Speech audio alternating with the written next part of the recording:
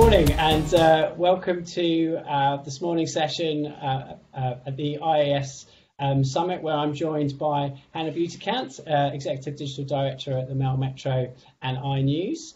Hannah, Executive Digital Director, impressive title. What does that mean? Thanks. It means that I maximise revenue per page on a page level by ensuring that we operate the most and best commercial setups across our apps and our websites.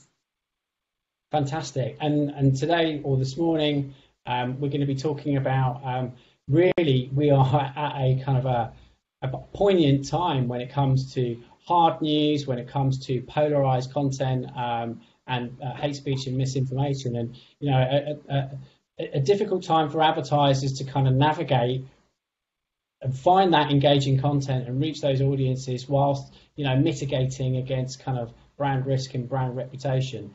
I mean, I'd be interested to kind of hear your views on that, Hannah.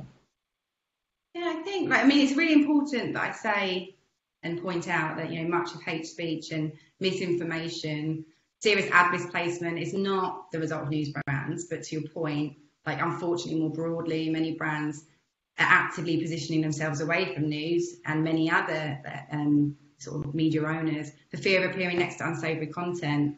And actually thinking on the topic, is that it's strangely unique to digital, because other news media channels, like brands pay, and specifically now the sector that I work, brands are paying more to be in the front half of their newspaper where it's predominantly hard news.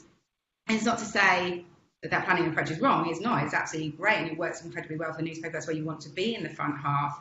But many studies, and to support for digital, many studies recently, like Newsworks did a great piece that show that ads within hard news are more trusted.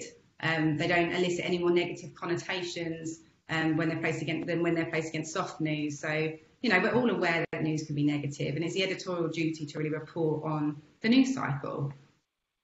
Absolutely. Now, what's interesting is that I think brands are kind of recognizing that there is kind of this shift or this move to brand suitability, and brands, obviously are wanting to kind of protect their reputation in terms of in the eyes of the consumer and their association with certain types of content. And obviously, as a news agency, you are going to produce content which, being an independent journalist outlet, you're going to produce content which might be negative about their brand or their specific industry. And I think that's an interesting area, and it'd be interesting to understand kind of what Mail Metro Media are doing to and have taken to manage advertisers' expectations, and maybe how your priorities have changed over the last 9 months in that regard. Yeah, definitely. To your point, it's scary, right, for both publishers and advertisers in this space. Like, how do you ensure you're not disregarding the most engaged audiences online? Like, how do you ensure that you're in the Comscore top 100? How do you ensure you don't sort of mitigate your reach? I think it's a tough gig for everybody, really. But from what we've been doing to really ensure that we're safeguarding and sort of imploring security for the brand, the advertisers, and the attributes they want to be, universally connected with, it all starts with our editorial teams. So they configure content to be whether or not it should be commercialized or not. They essentially have a toggle switch that will connect their content when they publish it directly to the ad server or not. And so they would work with the editorial guidelines, which are governed by Ipsos, and to determine when they should and should not apply that toggle switch. And we can all kind of infer what topics they would be disabling the ad server connection to. But then from there, when it hits commercial, we employ a number of tools to classify content to ensure that advertising is safe. I think it's a baseline generally, and pretty much probably for everyone. We apply the safe setting across the 9 IAB categories across all of our activity. And then we can layer on additional brand-specific criteria to tailor exclusions on an advertiser-by-advertiser level. And of course, more recently, we onboarded Integral Ad Science to layer in sentiment. And this analysis is pivotal, right? It really enabled us to review and score the tone of our content, which now means that you can take into consideration feelings and emotions and other such topics that have that human instinct and nature to them.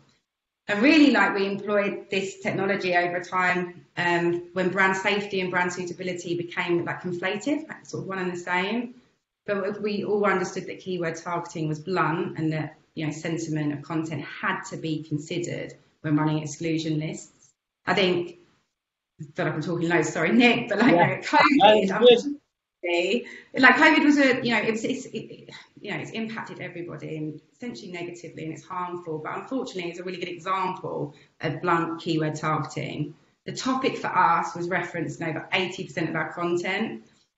So it was excluded from brand advertising due to the keyword detection. But many of those articles are positive, like how to homeschool your kids, although that wasn't such a positive experience for me. And how to keep fit at home, the sentiment of the content really had to be considered, and it couldn't be disregarded. And then, marketing would really be disappointed if I didn't talk about how we've joined every industry standard and requirement and study. We've been part of the JIC Webs and DTSG audit for the last 2 years. We're certifying for TAG, and we're more recently going through the certification 2.0 process for IB Gold standards, of which. So, we pretty much are at the heart of everything we can do to ensure that brand safety is applied in every which way it can be. I mean, I'm obviously going to hone in on the salient word, keyword, which you mentioned just now, and how and we're seeing that there is a shift from keywords to context, and I'm wondering thinking about keywords and thinking about how we kind of move to this approach of not just arbitrarily blocking words because they appear on a page, but actually understanding the context. How can advertisers balance reach with those kind of stringent brand suitability requirements whilst buying across mail metro media?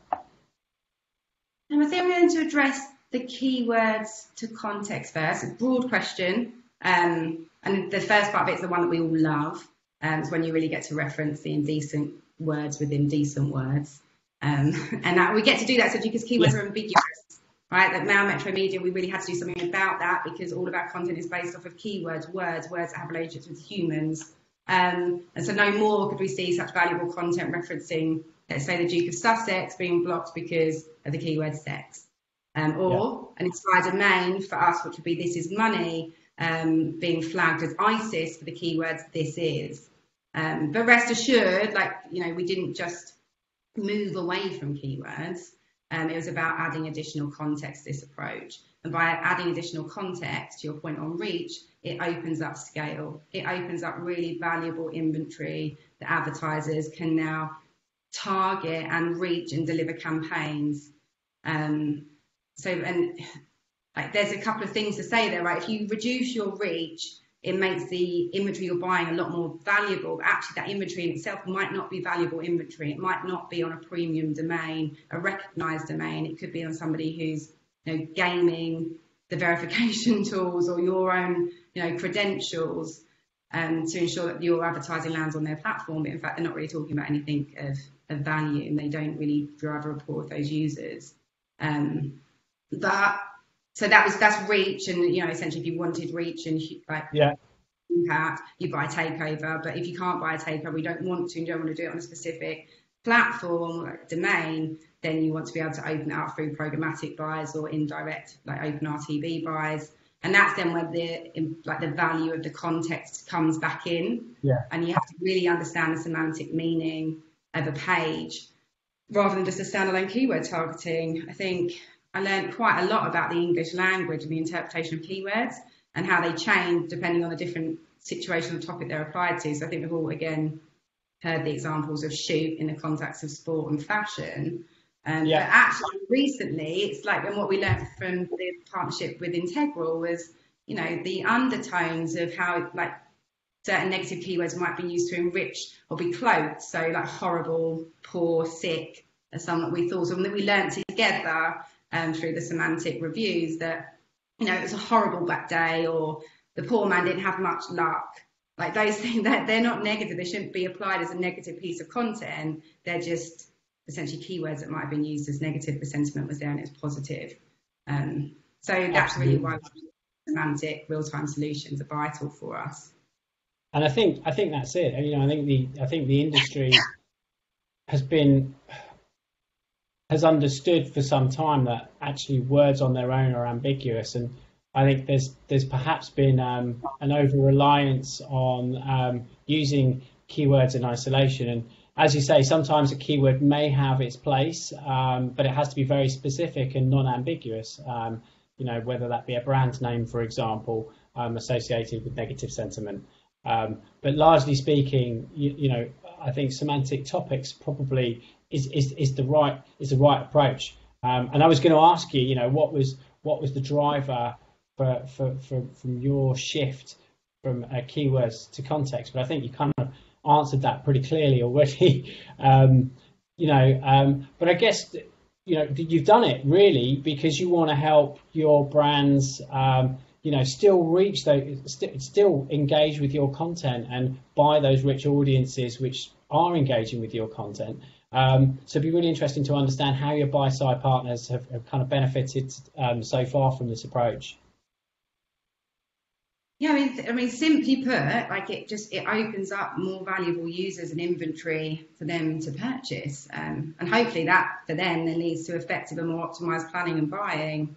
And we talked about it, like if you open RTB, if you've got a very niche pool of people inventory you can target, it can make it quite expensive, which isn't justified, which is why, again, semantics is really important. But if I was to take that question and advance on it slightly and say, like, what else do we need to do for the buy sides to further benefit from this approach? And that really is the topic of the open marketplace.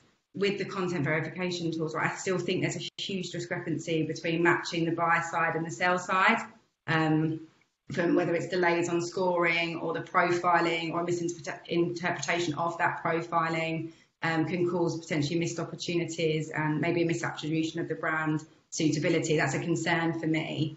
And, consistently we're asking and have been asking for more transparency from the content verification tools to really help us understand to essentially reduce those discrepancies.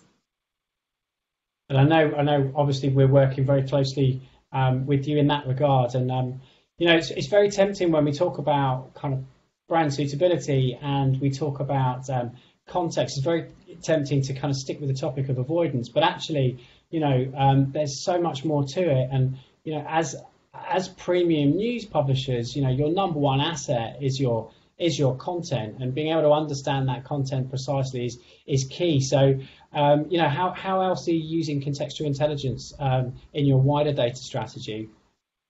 Yeah, I mean, you're absolutely right. We have a wealth of first-party data, which is all pointing to the interest, like the user interests and behaviours that we have.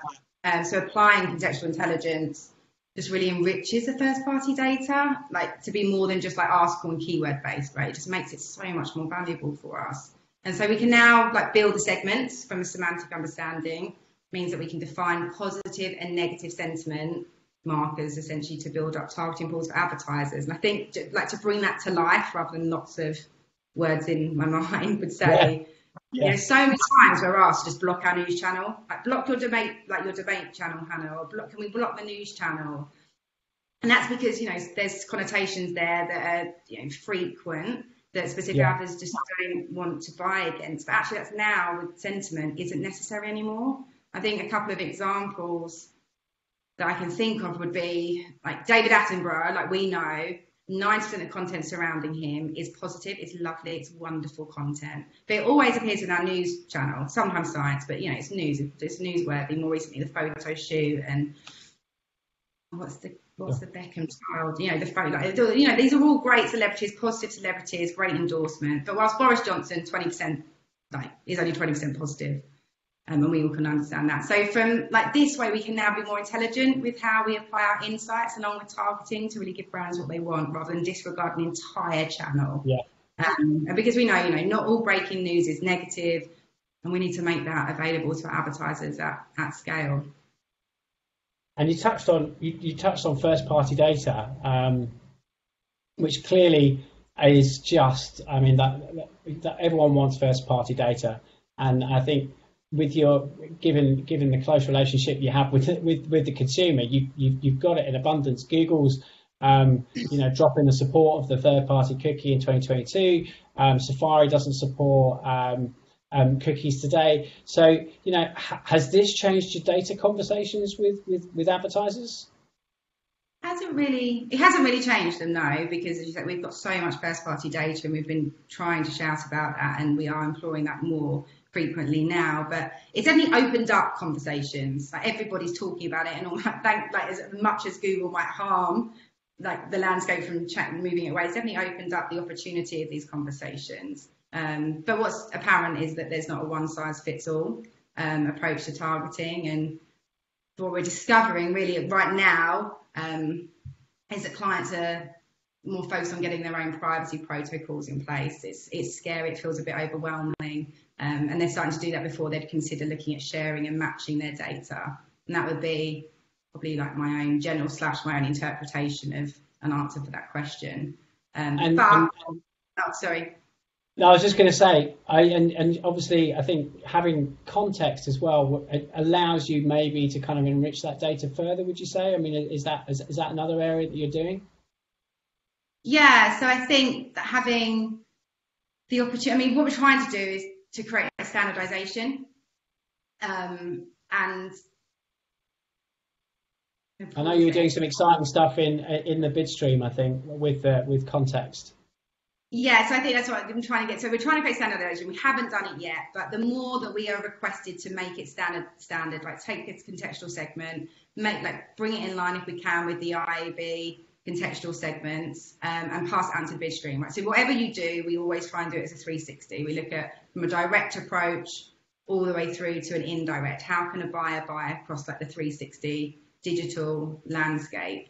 So right now, yeah, we're doing a test with our DMP, Permitive, and like the mediator being Xander, and that will be like just testing to see if within the bid stream whether the contextual segment can be recognised, bought again without discrepancy, and then scaled. Awesome, that's really exciting, and I think context I think is going to play a pivotal role, whether that be helping you to guide advertisers through to appropriate pieces of content, engaging content, but also informing your data strategy, informing insights. I think it plays a really important role, and I think advertisers are thinking about it in a similar light. And I know we've got a number of our brands engaged in the summit over the course of these days. So and I'm sure we've got some eager brands listening to you right now, Hannah. So if you wanted them to walk away with one piece of advice, what would that be? What advice would you give to buyers in wanting to leverage your contextual data today? I think did I mention before that you should talk to us? Like, you should definitely be talking to us. I think it's like throughout this, I can hear it almost in myself. Like, we develop as like advertisers tell us their concerns, like press them onto us, make us bear the burden of them. Like we like strive to solve your problems. When we know more about them, we can do more to scale and resolve.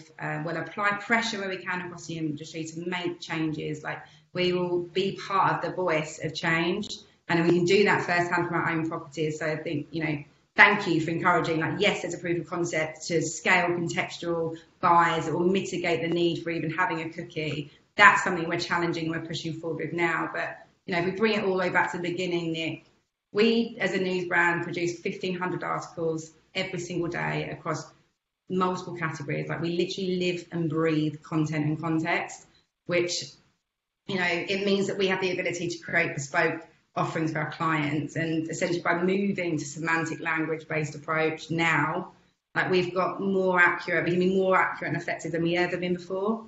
So I'll finish with, please speak to us. Tell us what you need. Tell us how we can help. Tell us what you need. We'll talk to you about how we can help, and we can all evolve together. Awesome. I know it's a great message, and thank you so much for taking time out of your day, Hannah, to speak to us. And obviously, we're delighted to be partnering with you, and looking forward to getting involved in all sorts of innovative solutions for our mutual partners. So thanks again, Hannah. Thanks, Nick. Thanks for having me. Pleasure.